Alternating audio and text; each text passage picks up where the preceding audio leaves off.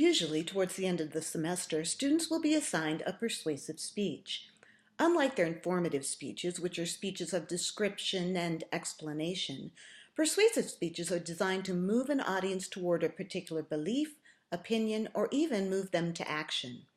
Persuasive speeches can be difficult for students. Even though persuasion is a common thing in our lives, formal argument is more structured and hopefully more ethical than the techniques we use to persuade each other in our daily lives. However, by this time they usually have a clearer understanding of what an outline is and how to put a speech together. What they likely need help with is constructing good arguments. So let's look at some things that can help you help them. All persuasion is based on argument, and all argument arises from people answering questions differently. For instance, you might argue with your friend over the answer to the question, "Who should win on American Idol?" Knowing the kind of question being argued will help the student know how to organize their speech. There are three different kinds of questions that give rise to persuasive speeches: those based on questions of fact, value, and policy. If the student is arguing that something is either true or false, like Bigfoot exists or Bigfoot is a myth and does not exist, or vaccines do or do not cause autism, then they're arguing a question of fact. They are acting like a lawyer, arguing for their version of the facts. Fact speeches are usually organized topically, with each main point giving a reason that the thesis is true, or cause-effect if they're arguing that one thing is the cause of something else happening. Speeches based on questions of value are focused more on the morality or ethical nature of a topic. The student is arguing that something is either good or bad, like capital punishment, or they're arguing that one thing is better than something else, like eating healthy is better than simply taking vitamins. Speeches like this are most often organized topically. Again, the main points tend to be the reasons why this thing is good or bad and why it's better than something else. Finally, policy speeches are usually the most common types of persuasive speeches that students do. Sometimes it's because the instructor requires them to do a speech that follows one of the organizational patterns that lend themselves to this type of speech, like problem solution, problem-cause solution, or motivated sequence. Mostly it's because students, like all of us, want things to be better, to find solutions to problems. Anytime you're saying that something should be done or not done, that an action should be taken or not taken, then you're dealing with policy. So make sure that the student understands whether they want the audience to simply agree with them that something should be done, which would be passive agreement, or if they are trying to motivate the audience to take some kind of action, which is called immediate action. So before the student puts the speech together, they need to understand whether they're arguing fact, value, or policy, because that is going to be one of the things that determines what their speech organizational pattern is going to be. Once the student knows what they're arguing, and you may need to help them nail it down because they might really be passionate about a topic, but not really have a clear idea of exactly what they want to do about it. So it goes back to having a strong, specific purpose and central idea, which is also called a thesis, which is the main thing that they are trying to get the audience to believe. Then they can start to think about creating good arguments for that thesis. Those arguments are going to be in the form of claims. And I like to tell my students that each of their main points is a claim that they need to prove through evidence and reasoning. So they need several good pieces of evidence from reliable sources to show that the statements they're making are true. And they also need to help the audience to clearly see their line of reasoning. So they should be able to explain to you why a piece of evidence proves their point.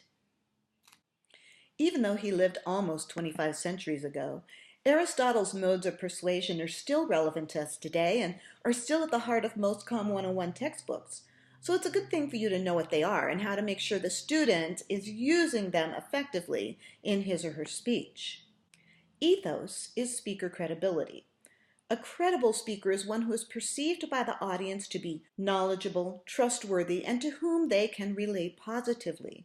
While credibility can be instilled non-verbally by appearing confident and using good delivery techniques, one of the key things a speaker must do is tell the audience why they should listen to them. That's accomplished in the credibility step in the introduction, so check their outline to make sure they've included that step. Pathos is emotional appeal.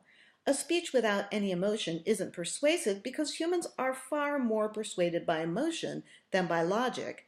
Students need things like stories and examples. Starting a speech with a story is a great way to pull the audience in and put them into a particular frame of mind. Some kinds of visual aids like pictures and videos can also be very emotionally powerful. Remind them, though, that emotion should be used judiciously.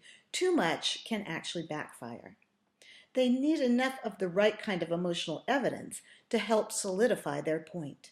Finally, logos, or logic and reasoning, is the basis of good argumentation. The student needs to find and use facts that support their claim, statistics that clearly illustrate the point, and that they are well explained and clearly link back to the topic. So that's where the reasoning comes in. When you're helping a student put together a persuasive speech, look out for these common mistakes. Hasty generalization happens when the student uses too little evidence to come to a major conclusion. One instance of something happening doesn't mean that thing happens all the time. So students need more than one example. I tell my students that every claim needs a good example, some statistics to show that that example is at least somewhat common, and some testimony from an expert that corroborates it. It's not always possible, but it is something to strive for. Confirmation bias happens when the student finds and uses material that supports their thesis, but ignores other more relevant or reliable sources that refute that thesis. We tend to do this naturally because no one likes to be wrong, so we pay more attention to things we already agree with. You may need to point out, gently of course, that there's a lot more information out there from better sources, or there may be information from better sources that actually say something different. Sometimes, and I've seen this happen, students start out with one opinion and end up changing their minds after doing their research. Help them by using the CRAP test that I talked about before, that's CRAAP, on their sources so they can see if a source is biased, not current, or just plain wrong. Students need to make sure they understand the diversity in their audience. People have differing opinions, sometimes strong ones on topics, so they can't simply dismiss or put down the opposition. They definitely need to search for common ground with all perspectives and address that. And that is generally addressed in the introduction as well. Again, make sure they are not overusing emotional appeal. I call that the mob mentality. Mobs don't come together as a result of logic and reasoning. They always form as a result of an emotion, usually a negative one. So make sure the student is balancing emotion and reasoning. Again, a speech with nothing but logic and reasoning is not going to be persuasive, but a speech with too much emotion is going to be manipulative. Students are going to be very grateful if you help them structure the body of their speech properly, help them to understand that when they create arguments, they need to have strong claims, good evidence, and solid reasoning, and help them to use ethos, pathos, and logos effectively.